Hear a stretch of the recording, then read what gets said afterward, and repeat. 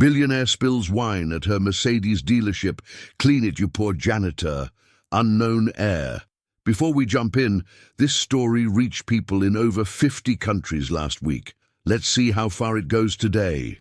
The November rain hammered against the floor-to-ceiling windows of sterling Mercedes-Benz in downtown Dallas, creating rivers that streamed down the glass like tears. Inside, the showroom gleamed under designer lighting, a cathedral of chrome and leather, where dreams were bought and sold for six figures. Daniel Hayes pushed his cleaning cart past a silver S-Class, its price tag reading $127,000, more money than he would earn in 3 years of night shifts. His daughter Emma sat on the leather bench near the employee entrance, her small legs dangling as she colored in her Disney princess book. 6 years old, with her mother's green eyes and his dark hair pulled into 2 careful braids he had learned to make from YouTube videos. It was parent-teacher conference week, and the school had half days. Daniel's supervisor had reluctantly agreed to let her stay in the showroom until his shift ended at 9. "Daddy, can we get McDonald's after?" Emma's voice carried across the showroom, and Daniel smiled despite his exhaustion. "We'll see, princess. Finish your homework first." He had been working at Sterling Mercedes for 8 months, ever since the construction company laid him off. The pay was minimum wage, but it came with health insurance, crucial for Emma's asthma medication. Every night, he mopped these floors, cleaned these windows, emptied these trash cans, invisible to the wealthy clients who bought cars worth more than his entire existence. The front doors burst open with a gust of wind and rain. Victoria Sterling swept in like a tornado in Louboutin, her Hermès bag probably costing more than Daniel's monthly rent. At 27, she was the youngest CEO in the Sterling Automotive Group's history, having taken over after her father's semi-retirement 2 years ago. Her reputation preceded her, brilliant, ruthless, and utterly convinced of her own superiority. "Why is that child here?" Victoria's voice cut through the showroom like a blade. She pointed at Emma without looking at Daniel. "This is a luxury dealership, not a daycare center." Daniel's jaw tightened. He pushed his cart toward her, keeping his voice level. "Good evening, Miss Sterling. My daughter had a half day at school. My supervisor approved. I don't care what Jerry approved. He's not the owner. I am." She pulled out her phone, scrolling through emails without giving him another glance. "Remove her immediately." Emma's crayon stopped moving. Daniel could see her small shoulders tense, the way they did when she sensed conflict. She had seen too much conflict in her young life already. "Ms. Sterling, with respect, I have nobody to watch her. My shift ends in 2 hours. That's not my problem." Victoria walked past him toward the executive offices, her heels clicking against the floor he had just polished. "You have 10 minutes to make arrangements, or you're both gone." Daniel felt the familiar burn of humiliation in his chest. He had swallowed his pride so many times in the past 3 years since Melissa died. Swallowed it when the hospital bills destroyed their savings. Swallowed it when he had to move Emma from their house to a 1-bedroom apartment in East Dallas. Swallowed it every time someone looked through him like he was furniture. But he would swallow it again for Emma. Always for Emma. He was reaching for his phone to call his elderly neighbor when fate intervened in the form of Marcus Webb, one of the senior salesmen, and the closest thing Daniel had to a friend here. Marcus was showing a couple around a white GLE 450, and his sales pitch was in full swing. "And as you can see, the Napa leather is—" Marcus stopped mid-sentence, his face going pale. The couple had a golden retriever with them, despite the clearly posted no pets policy, and the dog had just squatted near the dealership's prized centerpiece, a limited edition Mercedes AMG GT worth $189,000. Victoria spun around at Marcus's strangled gasp. For a moment, everyone froze. Daniel, Emma, Marcus, the couple, even the dog seemed to sense the shift in atmosphere. "Oh my God," Victoria whispered, her face transforming from annoyed to furious. She stormed back across the showroom. "Did that animal just—" "Ms. "Sterling, I'll clean it immediately," Marcus stammered, already reaching for paper towels. "I'm so sorry. They assured me the dog was trained." "You allowed a dog into my showroom?" Victoria's voice rose to a pitch that made Emma cover her ears. "Do you have any idea what that car is worth? Any idea at all?" She was so focused on Marcus that she didn't notice the catering staff arriving with the champagne tower for tomorrow's special sales event. The delivery man wheeled his cart through the entrance, stacked with crystal glasses and 3 bottles of Dom Perignon. Victoria whirled around, gesturing wildly, and her elbow connected with the cart. Everything happened in slow motion. The cart tipped, glasses crashed, 1 bottle of champagne, $400 worth of aged French luxury, tumbled through the air and exploded against the floor in a spectacular spray of glass and foam. But it was the wine that had been sitting on the reception desk, a $200 bottle of Bordeaux meant for the dealership's premium clients, that sealed Daniel's fate. In her fury and embarrassment, Victoria grabbed the wine bottle and in a moment of pure aristocratic rage hurled it downward. It shattered at Daniel's feet, splashing deep red wine across his shoes, his pants, and the pristine white marble floor he had spent an hour polishing. The showroom fell absolutely silent. "Clean it?" Victoria's voice was cold as ice. "Now." Daniel stared at the spreading pool of red wine, glass shards glittering like diamonds in the overhead lights. He could feel every eye in the showroom on him, the couple with the dog, Marcus, frozen in horror, the catering staff, the other salespeople emerging from their offices, and Emma, his sweet Emma, watching her father being treated like dirt. "I said clean it." Victoria stepped closer, her voice dropping to a venomous whisper. "Unless you want to be cleaning toilets at a gas station instead. Oh, wait, that might actually be a promotion for someone like you." A few people laughed nervously. Someone took out their phone. Daniel slowly bent down, reaching for the cleaning supplies on his cart. His hands were shaking, but not from fear, from something else, something old and buried and dangerous. "That's right," Victoria continued, emboldened by the audience. "On your knees where you belong. Some people are born to lead, and some people are born to clean up after their betters. Know your place." As Daniel knelt in the wine and glass, he happened to glance up at the executive office wall. There, barely visible from this angle, was a portrait he usually avoided looking at. Richard Sterling, Victoria's grandfather, the founder of Sterling Automotive Group. The man's steel blue eyes stared down from the painting with an expression Daniel knew well because he had seen it every day for the first 18 years of his life in the mirror. Emma's small voice cut through the tension. "My daddy is a good person." Victoria laughed, a sharp, cruel sound. "Sweetie, good people don't end up mopping floors at 34. They make better choices." As Daniel carefully picked up shards of glass, blood from a cut on his palm mixing with wine, he made a decision.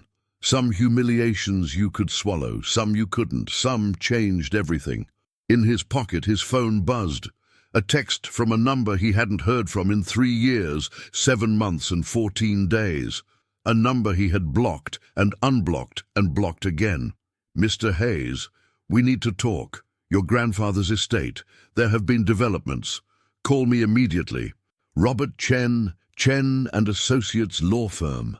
Victoria was still talking, still mocking, still playing to her audience. She had no idea she was standing in a wine-stained pool that would drown everything she thought she knew about power and privilege, and Daniel Hayes.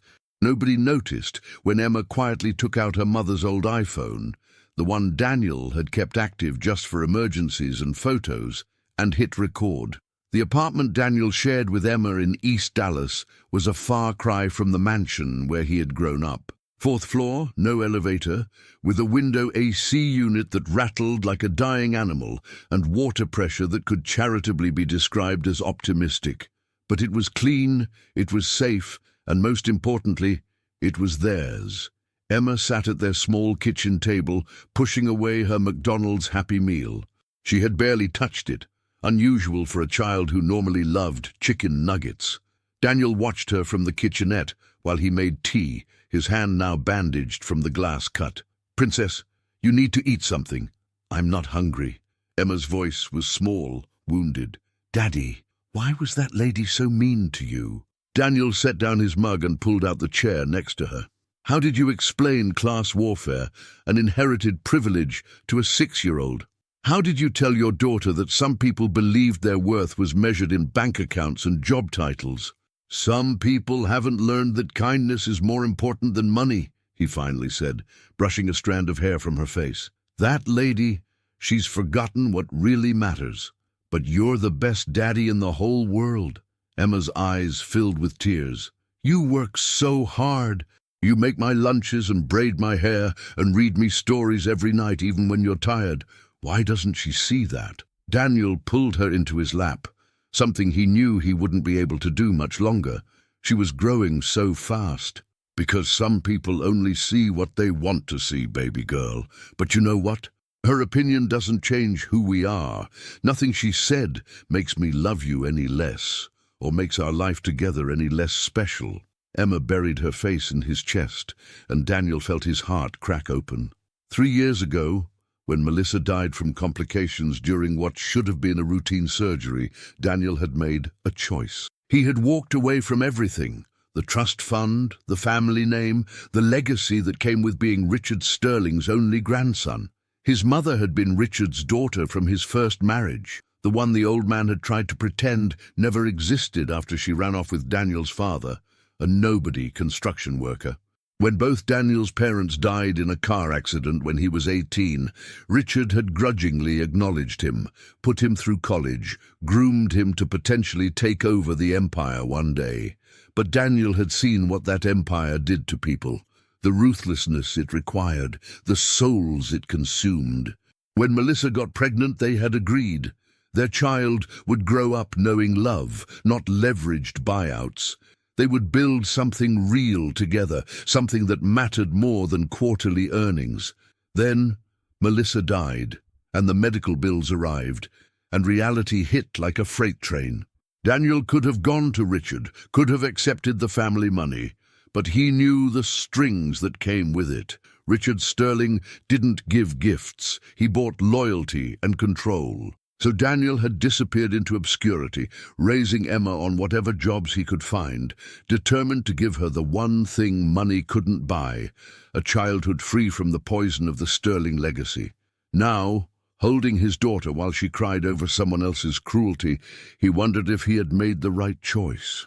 The text from Robert Chen burned in his mind. Richard Sterling had died 16 months ago, and Daniel hadn't even gone to the funeral. What developments could there possibly be? His phone rang, the same number from the text. "Don't answer it," Emma whispered, somehow sensing this was important. "Please, Daddy." But Daniel knew Robert Chen. The man had been Richard's personal attorney for 30 years, and he didn't make casual calls. If he was reaching out now, after Daniel had explicitly told him never to contact him again, something had changed. "Hello, Robert." "Daniel." The old attorney's voice was strained, tired. "Thank God. I've been trying to reach you for 3 weeks. We have a situation. I told you when Melissa died. I want nothing to do with the Sterling money or the Sterling name. Whatever papers you need me to sign to officially renounce everything, send them. I'll sign." "It's not that simple anymore." Robert paused, and Daniel heard papers shuffling. "There's been a challenge to your grandfather's will. Victoria Sterling has filed suit, claiming that because you abandoned the family and changed your surname back to your father's name, you forfeited any claim to the inheritance. She's arguing that the estate should pass entirely to her branch of the family." Daniel felt something cold settle in his stomach. "Let her have it. I don't want it anyway." "Daniel, listen to me. Your grandfather's will was very specific. The Sterling Automotive Group, all 47 dealerships, the corporate holdings, the real estate, everything, is supposed to be held in trust until you turn 35. At that point, you have the option to claim it or permanently sign it over. Victoria has been acting CEO, but she doesn't have actual ownership yet. So what? She can have it. I'll sign whatever. There's a clause. Robert's voice dropped. If you formally renounce your inheritance before the trust matures next month when you turn 35, Victoria gains full control immediately. But Daniel, there's something you don't know. Something your grandfather made me promise not to tell you unless you were in danger of losing everything. Emma had fallen asleep against Daniel's chest, her breathing steady and peaceful. He kept his voice low. What are you talking about? Your grandfather established a separate fund, $50 million, set aside specifically for Emma's education, healthcare, and future. It's protected from estate taxes, from business losses, from everything. But if you renounce your inheritance, Victoria's lawyers have found a loophole. They can argue that renunciation of the primary trust voids all subsidiary trusts. Emma would lose everything. The apartment suddenly felt smaller, the walls pressing in. $50 million for Emma, for her college, her health, her dreams, whatever they might be. Why would he do that? Daniel whispered. He never even met her. He had investigators follow you, Daniel. After Melissa died, he knew you were struggling. He wanted to help, but he knew you'd never accept it directly. This was his way of ensuring Emma would be taken care of, regardless of your pride. Robert sighed heavily. But Victoria has figured it out. That's why she's pushing so hard for you to renounce. She doesn't just want the company. She wants to make sure that 50 million stays in her branch of the family. Daniel looked down at his sleeping daughter, her face still blotchy from crying. Tomorrow, she had a field trip to the Science Museum. Next week was her school's book fair. She had asked for a $20 book about horses, and he had been calculating how to make that happen without shorting their grocery budget. $50 million. There's something else, Robert continued. I did some checking. Victoria Sterling? Her full legal name is Victoria Sterling Whitmore. Her mother, Patricia Whitmore, married into the Sterling family when she was 23, but before that, she worked as a nurse at Dallas Presbyterian Hospital. Daniel's blood ran cold. No, she was on duty the night Melissa died. She was actually one of the nurses who responded when Melissa crashed during surgery. There was an internal investigation, some questions about whether proper protocols were followed, whether the attending physician was called soon enough. It was all buried, swept under the rug. Patricia left nursing 6 months later and married into the Sterling family shortly after. The room spun. Daniel carefully laid Emma on the couch, covering her with their one good blanket. His hands were shaking so badly he could barely hold the phone. Are you telling me? I'm telling you there are questions that were never properly answered.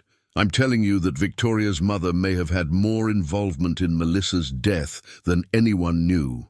And I'm telling you that the woman who humiliated you tonight might be connected to the worst tragedy of your life. Daniel walked to the window, staring out at the Dallas skyline. Somewhere out there was the Sterling Mercedes dealership where Victoria reigned like a queen, where she had made him kneel in wine and broken glass, where she had mocked him in front of his daughter. What do I do? His voice sounded hollow, distant. You have 3 options. 1, formally renounce everything, walk away clean, and Emma loses her future security. 2, accept the inheritance, take control of the company, and face Victoria in a battle that will get ugly fast. 3, do nothing and let the trust default on your 35th birthday next month, which means a legal mess that could take years to resolve and freeze all assets in the meantime. Daniel closed his eyes. He thought of Emma's college fund that didn't exist, of the asthma medication they barely afforded each month, of the life insurance policy Melissa had tried to get, but was denied because of a pre-existing condition nobody had caught in time, of Victoria Sterling's laughing face as she made him crawl. I need to think about this. You have until next Friday. That's when the court hearing is scheduled for Victoria's petition. If you don't show up, she wins by default. Robert paused. Daniel, I know you walked away from this life for good reasons, but Emma deserves to have choices. Don't let your pride take those away from her. After Robert hung up, Daniel stood at the window for a long time, watching the city lights blur through tears he refused to let fall. Behind him, Emma stirred in her sleep. "Mommy," she murmured, still dreaming. "Mommy." Where did you go?" Daniel turned from the window and gathered his daughter back into his arms. "Some decisions you made for yourself. Some you made for the people you loved more than life itself." The video Emma had recorded on Melissa's old phone sat in the cloud, backed up automatically. 7 minutes and 43 seconds of Victoria Sterling revealing exactly who she was. Daniel hadn't watched it yet, hadn't decided what to do with it. But he knew one thing. The time for running and hiding and taking humiliation with grace might be coming to an end. The time for Emma to know her real name, her real legacy, her real future was approaching fast. Richard Sterling had left his grandson an empire, but more importantly, he had left his great-granddaughter a choice. And Victoria Sterling, in her arrogance and cruelty, had just guaranteed that Daniel would make sure Emma got to make it. The rain continued to fall over Dallas, washing the city clean. But some stains, Daniel knew, ran deeper than rain could reach. The Chen & Associates law office occupied the 23rd floor of a glass tower in downtown Dallas, the kind of building where even the elevator music sounded expensive. Daniel had borrowed a suit from Marcus, slightly too big in the shoulders, a bit short in the sleeves, and felt like an imposter as he walked through doors that whispered shut behind him with pneumatic grace. Emma was at school, safely unaware that her father was about to make a decision that would change their lives forever. Daniel had spent 3 sleepless nights weighing his options, and each path seemed to lead off a cliff.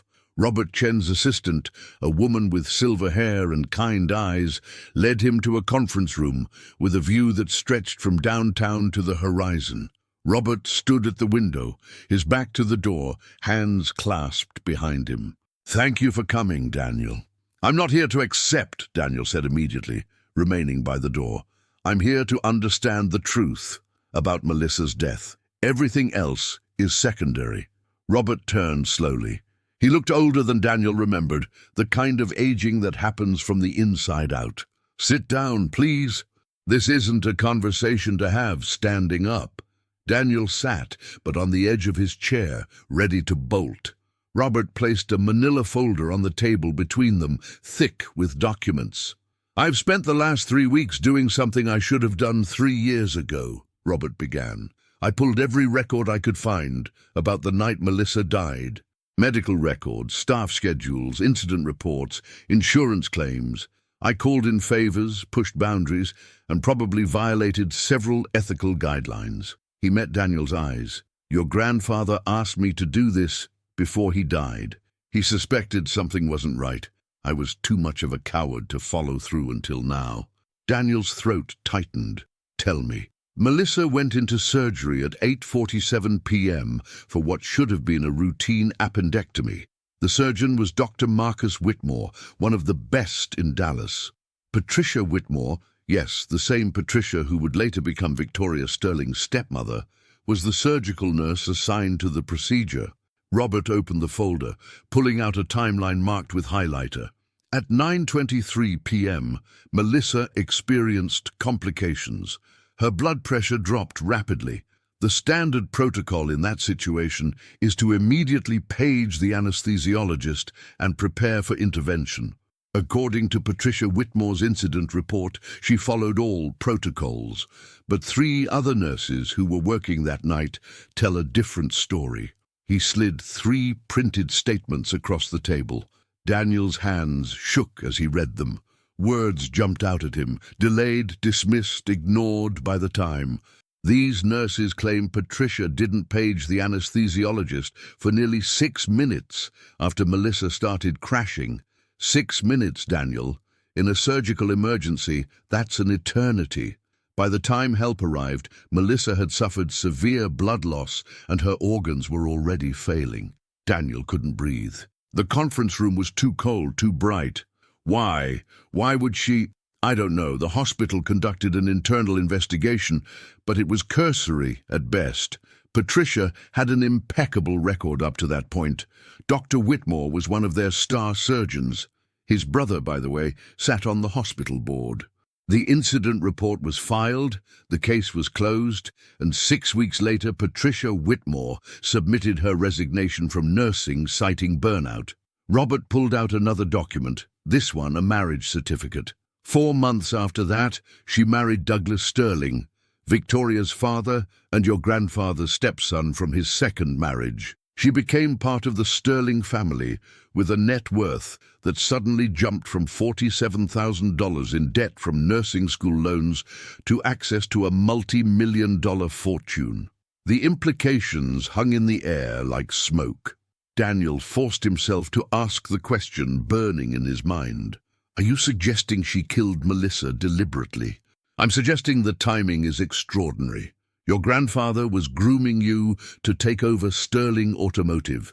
You were his direct bloodline, his priority heir.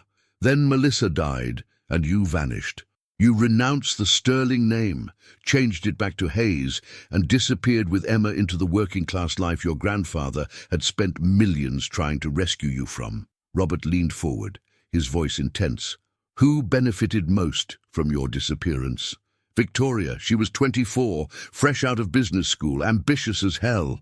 With you gone, she became the heir apparent. Your grandfather was getting old, starting to slip cognitively. It took him less than a year to make her interim CEO. She's been consolidating power ever since. Daniel stood abruptly, walking to the window. 23 floors below, people moved like ants, all of them living lives where their wives didn't die under suspicious circumstances, where family fortunes didn't come with blood prices. You think this was planned? That Patricia somehow knew killing Melissa would drive me away? I think Patricia Whitmore is a very intelligent woman who found herself deeply in debt, working a demanding job with little hope of advancement. I think she may have had connections to Douglas Sterling before Melissa's death. There are credit card receipts showing they dined together at expensive restaurants 4 times in the 2 months before the surgery. And I think 6 minutes is a long time to make a choice that could change your entire future. Daniel pressed his forehead against the cold glass. Can we prove any of this? No. Not without an exhumation and new autopsy, which would require a court order we have no grounds to request. The statute of limitations for medical malpractice has passed. The civil case is dead. The only path forward is through the inheritance. Robert's voice softened. Daniel, your grandfather knew something was wrong. That's why he structured the trust the way he did. He wanted you to have time to heal, but he also wanted to make sure Victoria couldn't steal everything while you grieved. He was protecting you and Emma the only way he knew how. Daniel turned back to face the attorney. If I accept the inheritance, what happens? Next Friday, you show up to the court hearing. You present yourself as Richard Sterling's legal heir. You claim your position as majority shareholder and CEO of Sterling Automotive Group. Victoria's petition gets dismissed and you take control of an empire worth approximately $3 billion. The number was so large it became meaningless. Daniel tried to imagine it and couldn't. And Emma's trust fund remains secure, separate, and grows until she turns 18. Managed by an independent board of trustees, untouchable by anyone, including you. What does Victoria know? About the investigation? About Melissa? About any of this? I don't know. But she's desperate to get you to renounce before the court date, which suggests she knows something could come out if this goes to trial. She's been calling me twice a day, offering settlement deals, trying to negotiate. Robert smiled grimly. She's scared, Daniel. She should be. Daniel thought about Emma, watching her father kneel in wine and glass. He thought about Melissa, dying while someone who should have saved her chose not to. He thought about 3 years of poverty and pride and pretending it was all okay. I'll need proof, everything you have, every record, every statement, every receipt. If I'm going to war with Victoria Sterling, I need to know exactly what ammunition I have. Does this mean? It means I'm going to that hearing. It means I'm going to look Victoria in the eye while the judge explains that the janitor she humiliated is actually her boss. And then, Daniel paused, making sure his voice was steady. Then I'm going to find out what really happened to Melissa. And if Patricia Whitmore had anything to do with it, if Victoria knew anything about it, I'm going to make sure they face consequences. Robert stood, extending his hand. "Your grandfather would be proud. My grandfather was a ruthless businessman who probably destroyed 100 lives building his empire. I'm not doing this for him." Daniel shook the offered hand firmly. "I'm doing this for Melissa, for Emma, for every person who's been stepped on by people who think money makes them untouchable." As Daniel left the law office, his phone buzzed with a text from Marcus. "Dude, you're not going to believe this. Victoria just fired Jerry and is interviewing new janitors today. She's asking for younger guys with better work ethic. I think she's planning to fire you." Daniel smiled, a cold expression that would have surprised anyone who knew him as the quiet, humble janitor from Sterling Mercedes. He typed back, "Let her try."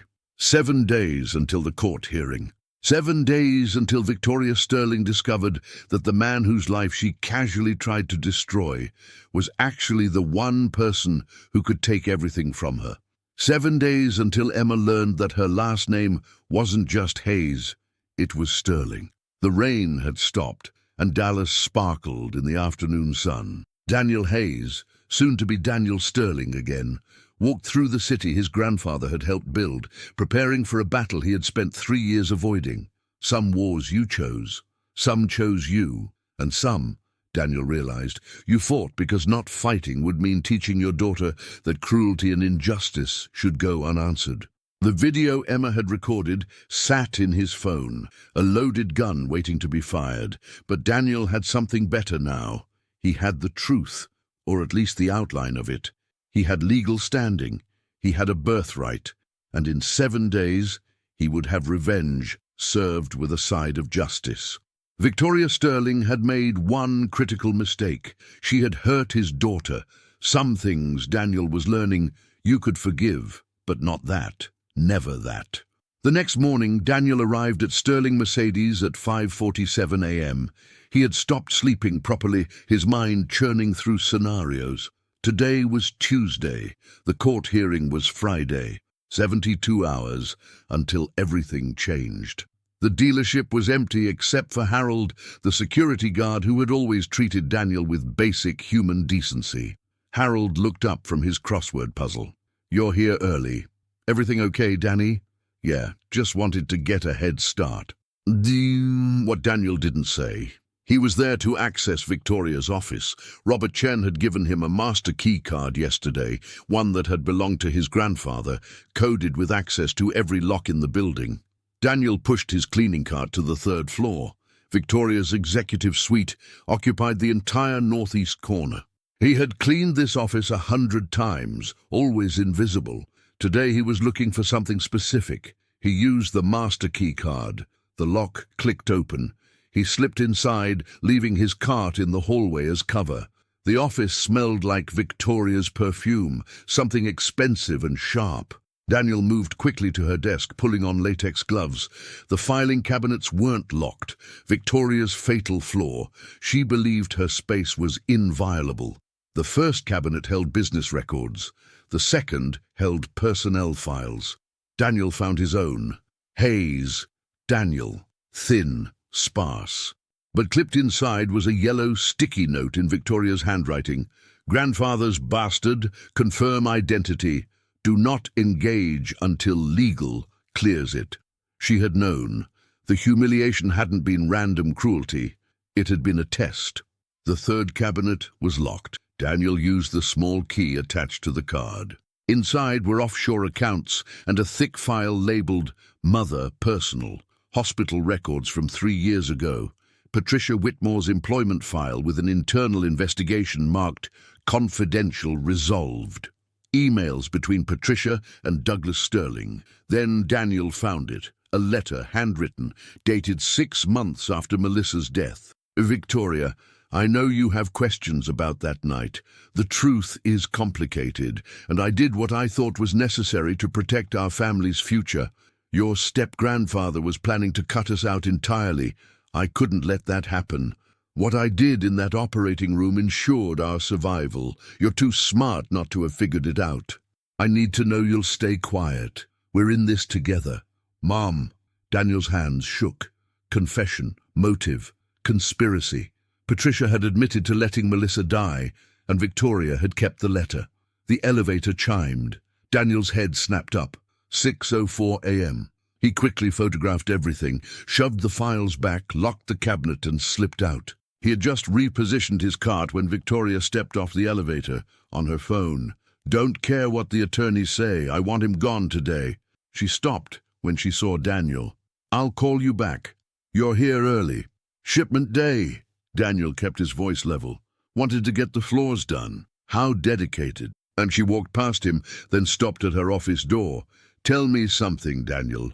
Do you enjoy cleaning up other people's messes?" The question hung loaded in the air. "It's honest work, Ms. Sterling." Honesty. What a quaint concept." She paused. "You know what I think?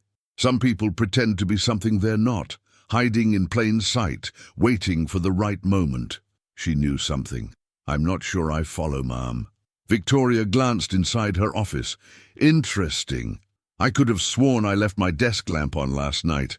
Daniel had photographed documents in morning sunlight. Mistake. Maybe the night crew. "You're the night crew, Daniel." Silence stretched between them. Finally, Victoria laughed. "Get back to work. We have important clients today. Real people. Successful people." The door closed in his face. His phone buzzed. "Emma's school." "Mr. Hayes, Emma is fine, but we need you to come pick her up. There's been an incident." Daniel's blood turned to ice. "What happened?" "She's not injured, but she's upset. A student showed her a video circulating online of you from the dealership. Some parents recognized it. The children have been saying things. The wine incident. Someone had posted it. I'm on my way." 20 minutes later, he was at Oakwood Elementary. Emma sat in the principal's office with red-rimmed eyes. "Daddy," she ran to him. "They said you're a loser. They said we're poor and you're stupid." "Baby, no. Kayla's mom works there. She told everyone you're nobody." Principal Morrison looked devastated.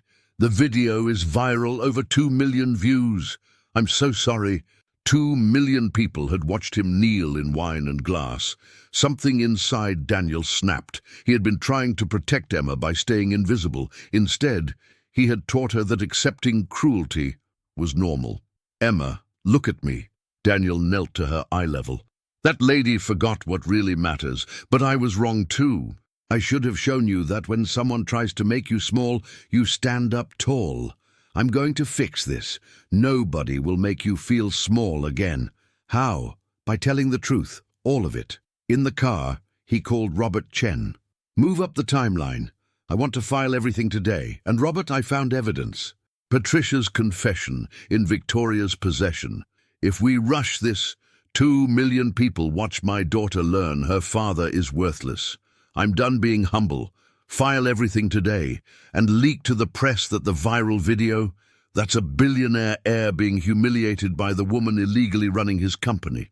That's chaos." "Good." Emma stared out the window. "Daddy, what's a billionaire heir?" "Someone whose grandfather left the money and a company. Someone who walked away because protecting his daughter mattered more than being rich." "Did Grandpa Sterling leave you money?" Daniel had never told Emma. He had planned to wait, but bullied 6-year-olds didn't have the luxury of waiting. "Yes, baby, a lot. And I'm taking it back so nobody makes you feel small again." Is that why she was mean? She wanted it? 6 years old, cutting to the heart of it. "Yes." "Good." Emma's voice was fierce. She was really mean. That afternoon, Daniel opened social media accounts dormant for 3 years. He typed, "My name is Daniel Sterling. 3 years ago, I walked away from $1 billion inheritance to raise my daughter away from toxic wealth. Yesterday, the woman running my grandfather's company humiliated me while I worked as a janitor in my own dealership. She didn't know who I was. Now she's about to find out. Truth matters. Justice for Melissa." He attached the video and hit post. Within 20 minutes, his phone exploded. Within an hour, news outlets were calling. Within 2 hours, Daniel Sterling was trending nationally. Victoria's world was about to implode. And this time, Daniel wasn't going to grieve quietly. This time, he was going to fight. By Wednesday morning, Daniel Sterling's story was a national phenomenon. Social media had turned it into a morality play. Billionaire heir as janitor, cruel CEO, dead wife, motherless child, conspiracy. Victoria's phone leaked online. The dealership's Yelp collapsed under one-star reviews. Protesters appeared outside headquarters. 3 networks requested interviews. Victoria Sterling was experiencing consequences for the first time. Daniel watched coverage while Emma ate breakfast. Her choice to return to school, refusing to let bullies win. Every channel discussed the story. Robert Chen called, voice tight. "We have a problem. Victoria's attorneys filed an emergency countersuit. They claim you fabricated evidence, broke in illegally, and that your posts constitute defamation. They want the case dismissed and want you arrested." I used my grandfather's keycard. "They're arguing you had no right as a janitor. It's grey. But that's not the main issue." Robert paused. "They're claiming you're an unfit father. They want emergency custody evaluation. They're saying your behavior makes you dangerous to Emma." Daniel's blood froze. "They're trying to take my daughter. Pressure tactic. They want you scared enough to back down. Let them try. I have Patricia's confession in her handwriting. Let's see how that plays in court. Hearing is tomorrow, 9 a.m. Everything's consolidated. It'll be a circus." After hanging up, Emma appeared, already dressed. "Are they going to take me away?" Daniel knelt in front of her. "No, never. I promise, baby girl, we stay together. You're my whole world. But what if then we fight and we win? Because we're telling the truth, and truth is stronger than money. Trust me." Emma nodded, but doubt flickered in her eyes. At 4:37 p.m., an unknown number called. Daniel answered. "Mr. Sterling." Victoria's voice was steel wrapped in honey. "Time we talked, privately. I have nothing to say outside court. Not even if I can tell you what really happened to Melissa? Parts you don't know?" Daniel's hand tightened. "I know enough. You know what my mother wrote during a breakdown. You don't know why. You don't know what your grandfather did. And you don't know Melissa's actual last words." Pause. "Meet me tonight, 9 p.m., the dealership. Come alone, or this conversation never happens. I'm not stupid. Bring your lawyer, bring police. I don't care. But Daniel, your wife's last words weren't what the hospital said. Don't you want to know?" The line went dead. Daniel called Robert immediately. "It's a trap," Robert said. "Don't go. She knows Melissa's last words. She's lying. Desperate and dangerous. I'm going, but I'm wearing a wire, and you're outside with 911 ready. If I'm not out in 30 minutes, call police." That evening, Daniel arranged for Mrs. Rodriguez to stay with Emma overnight. Emma hugged him tight, making him promise to come home. Always, princess. At 8:54 p.m., Daniel pulled into Sterling Mercedes. The building was dark except for Victoria's office. Robert's car was parked across the street. Daniel wore a recording device under his shirt. Victoria was waiting, sitting behind her desk with white wine. She gestured to a chair. "Sit. I promise not to throw anything." Daniel remained standing. "You have 20 minutes. You look different when you're not invisible. More like your grandfather. The eyes, especially." 19 minutes. "Fine." She set down her glass. "My mother didn't kill Melissa deliberately." She froze. "There's a difference. She admitted doing what was necessary. She wrote that during a breakdown. She'd been having an affair with my father while married to Dr. Whitmore. When Melissa crashed, my mother panicked, thinking about the affair, getting caught, her marriage. She hesitated 6 minutes. By the time she paged help, too late." Victoria's hands shook. "She didn't plot so you'd leave and I'd inherit. She was a nurse breaking down who made a catastrophic mistake. Why hide it? My father saw an opportunity. When Melissa died and you disappeared, I became heir. But I didn't orchestrate it. I was 24 and clueless. Until you found the letter. 2 years ago, cleaning her things after her 3rd rehab, I kept it because I didn't know what to do. Turning her in meant destroying her. Telling you meant war, so I did nothing. What about Melissa's last words?" Victoria pulled out a folder. "My mother's journal. Therapeutic writing her psychiatrist recommended." She slid it across. Patricia's shaky handwriting dated 3 years ago. I froze, and she died. Before she went under the second time, she whispered, "Tell Daniel I love him. Tell him to be happy. Tell him Emma needs him strong, not sad." Then she closed her eyes forever. I didn't tell him. How could I face him? Daniel's vision blurred. Melissa's last breath thinking about his happiness, giving him permission to move on. "I'm sorry," Victoria's voice cracked, "for everything. What my mother did, what I didn't do, the showroom, all of it. I was protecting family but became what I feared. Your apology doesn't bring her back. I know. But if we go to court tomorrow, everyone loses. Media circus destroys both families. Emma grows up with her mother's death on national TV. My mother goes to prison. Sterling Automotive collapses. 47 dealerships of employees lose jobs." She leaned forward. "Or we settle privately. I step down. You take control. 50 million for Emma transfers immediately, plus 20 million from my inheritance. Fire me, blacklist me, whatever. Just don't put my mother on trial for a panic moment she punishes herself for daily." Daniel paced away. The smart play was obvious. Settle, protect Emma from scrutiny, move forward. Melissa had given permission to be happy, not wage war. But justice wasn't about smart plays. "No deal.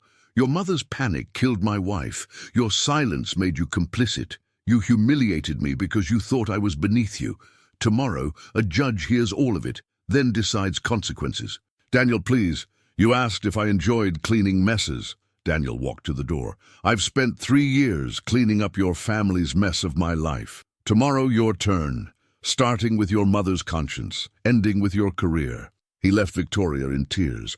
Outside, Robert held up the recording device. "Got everything. With this, we win. Good. No deals, no settlements, justice or nothing." That night, Daniel couldn't sleep. Melissa's last words, permission to be strong instead of sad. Maybe strength was standing up, fighting back, teaching Emma that justice mattered. At 2:47 a.m., Emma crawled into his bed. "Can't sleep either. Bad dream. The lady took you away." Daniel pulled her close. "Not happening. Tomorrow we tell the truth. Truth will protect us. Promise? Promise." Outside, Dallas slept. Somewhere, Victoria realized she'd handed Daniel ammunition to destroy her.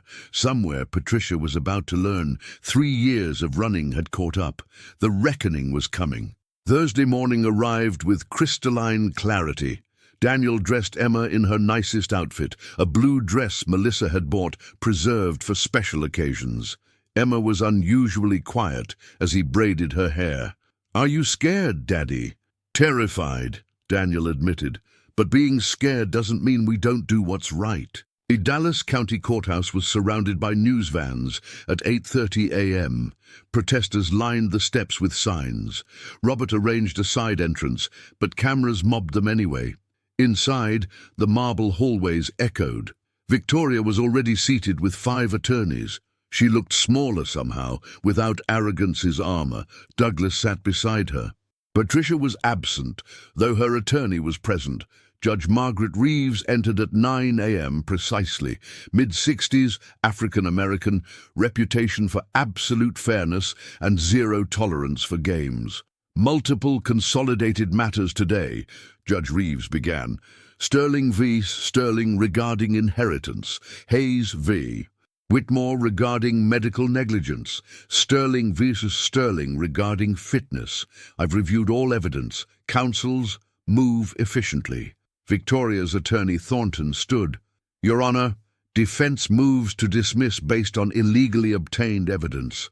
I've reviewed the keycard issue. It belonged to Richard Sterling, legally passed to his heir. While questionable employment-wise, not illegal for accessing inherited property, motion denied."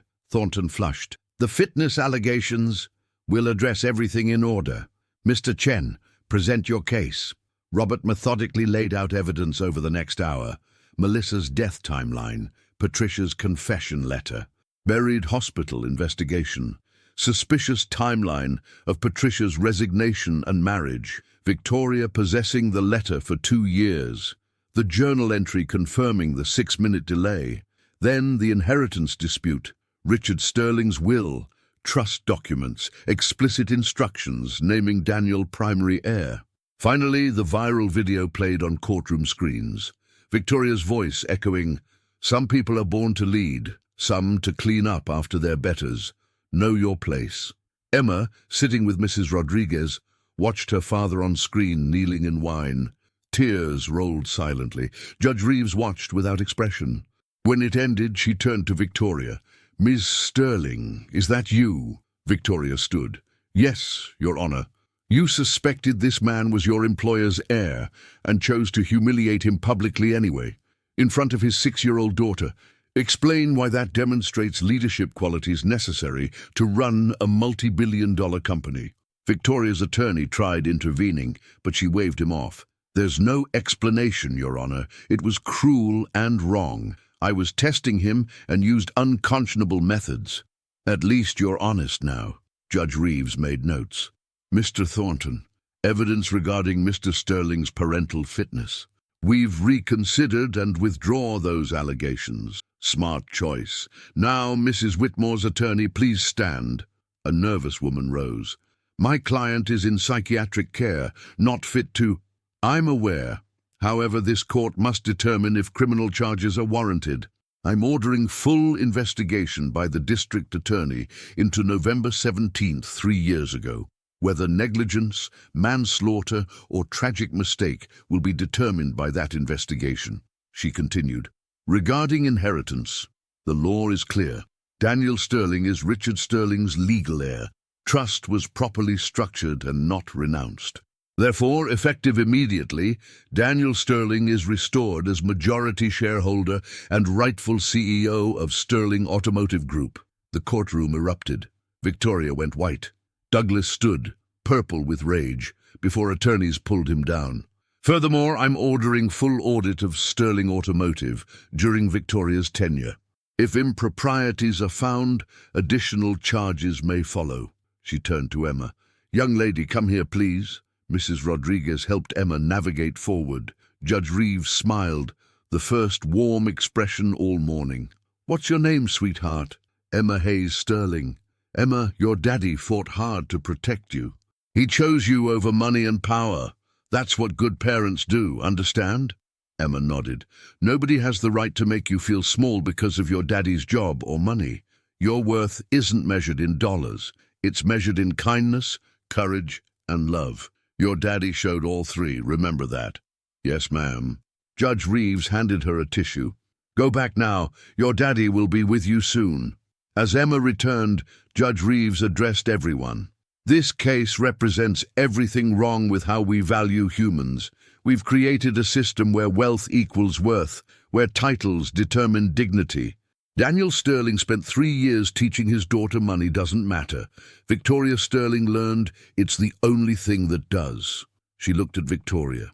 "You're 27. You have time to learn different lessons, but not with Sterling Automotive as your playground. You're removed as CEO, effective immediately. Daniel Sterling decides if you retain any position." Victoria's shoulders sagged. She simply nodded. "Emma Sterling's trust remains intact and protected. Given circumstances, I'm ordering it increased by $30 million from estate general funds, managed independently until Emma turns 25. She'll have choices her parents never did." Judge Reeves gathered papers. "Adjourned. Mr. Sterling, see my clerk for transfer documents. Ms. Sterling, reflect on the difference between inheriting power and earning respect. Everyone else, out." The gavel fell. Outside, Daniel faced cameras and microphones. Emma held his hand. "I didn't come seeking revenge," Daniel began. "I came seeking truth. My wife Melissa died 3 years ago under circumstances never properly investigated. She was 28. Brilliant, kind, the love of my life. She left a 6-year-old who deserved answers." He looked at Emma. "I walked away from wealth because I wanted Emma knowing her worth wasn't tied to bank accounts. But I learned something. Teaching humility doesn't mean teaching her to accept cruelty. Teaching kindness doesn't mean bullies win." A reporter called, "What now with Sterling Automotive?" "I'll run it differently. Living wages for everyone, janitors to executives, scholarship fund in Melissa's name for children who've lost parents." Prove a company can be profitable without being predatory. Remember, every person has a story we don't know. Respect isn't earned by wealth. It's given because we're human.